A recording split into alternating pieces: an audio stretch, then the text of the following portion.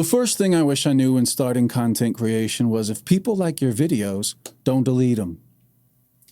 You're an idiot for deleting them.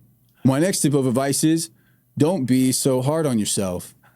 It's important to not be hard on yourself if you make mistakes. The first lesson I think that I learned in the earlier days when very few people were watching my video game content, I had this persona like I didn't care. And I didn't care because no one was watching. But then as soon as people started watching, the negativity started pouring in. And boy, did I realize quickly that I cared at the time. And it was a very humbling experience. And I realized how unready I actually was. As much as I wanted a quick boost of attention via a video, it didn't take but a day to realize, oh God, I am so not prepared for this at all. I would also let certain comments like live in my head rent free, and I would let them set me back far longer than they needed to. And I would give them far too much attention. I would nurture these negative and hateful comments that don't need nurturing at all. You just need to throw those away. You got to take some well-intended criticism on the chin, but if it's just hate, don't take the bait. That there is no way to escape work. Doesn't really matter what your dream job is. It eventually turns into work. Work is far more enjoyable when you do the thing that you love, obviously. But there are those days, there are those clients, there are those projects that just make you hate work like anybody else. So it's a marathon, it's not a sprint. Initially, I was really gung-ho in thinking that this was going to be instant gratification. Just when you carry around those expectations into the upload, it really puts you on this roller coaster up and down of expectation and hope that really you shouldn't be on. Because once you're on that, you're getting taken for a ride and you're going to make a lot of stupid decisions along the way. That's if you have like a short-term view, but if you think long-term and you buckle down and you know this is going to take a little while, it'll serve you well. Another thing I wish I would have learned comes to like trusting one's instincts, that no one is going to understand your path better than you will understand it. And I think it's very important to keep listening to your gut. Your gut is going to save you from the shadiest of people in the weirdest of situations if you just listen to it a little bit.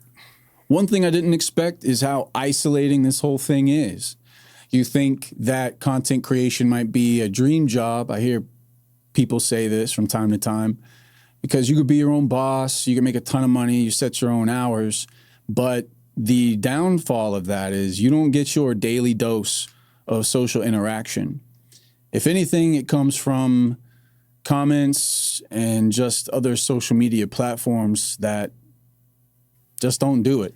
It's a bit of a learning curve, because even if you have an issue, you can't just go to the cubicle down the hall and ask for someone's help. It's just you. That weighs on one's psyche more than you would expect. It's so easy to get caught in that trap where you hope and expect for a thing to take off just because you have this vision for it and you poured all these hours into it and you work so hard, and of course it'll blow up, and then of course it doesn't, because very few videos actually take off. And what it really is just another stepping stone. It really is just another learning block. You gotta take it for what it is, learn from it, and just keep going, or develop some kind of mental fortitude to take those L's, take those hits on the chin, learn, keep trekking. I also feel like there might be a lot of people watching right now that have very ambitious dreams but haven't put any footwork towards making them happen, but they're living up here or they're living on a notepad somewhere. But if you have too ambitious of a dreams, then your equipment will allow for, you either need to scale back the dream to match what you can actually do, or you need to put the dream on hold and find something a bit more accessible that you can pour your heart and soul into and grow and learn by doing whatever it is you figure out you need to do. And I mean, honestly, everybody says it, but it's true. It's better for it to be finished, done, make the thing, even if it's not perfect. It's better to have made something than for it to have just lived up here the entire time. So yeah, I guess what I'm saying is start today.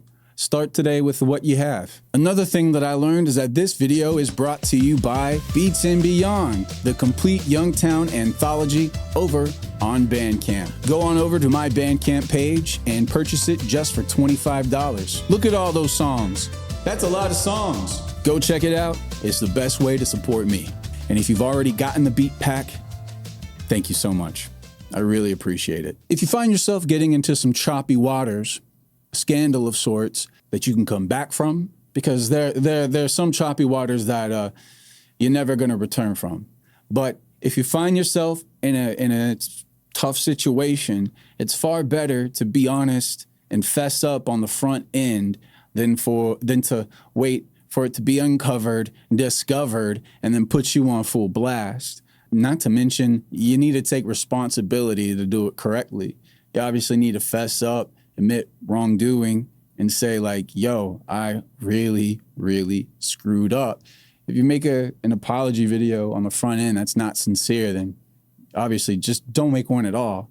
When you do that on the front end, you will instantly garner your audience's respect because it's ballsy. Nobody wants to take their hit to their ego and admit that they are the reason for something being wrong or going wrong. I don't know. That's just what I think right now in terms of handling a mistake. I'm interested to see what you guys have to say about that. Being a good person and being seen as a good person are two completely different things. And the audience is smart. They will snuff it out eventually. So you might as well just come out the gate authentic. It was a pretty hard lesson to learn, is to not moderate somebody or give them a position of authority out of guilt or out of pity. You really want to make sure that if you're building a community, that your team of moderators are the people you can trust the most. No one deserves that spot just because they're related to you or, you know, they need some help or something like that. You got to just, you know, mod who you need to be modded.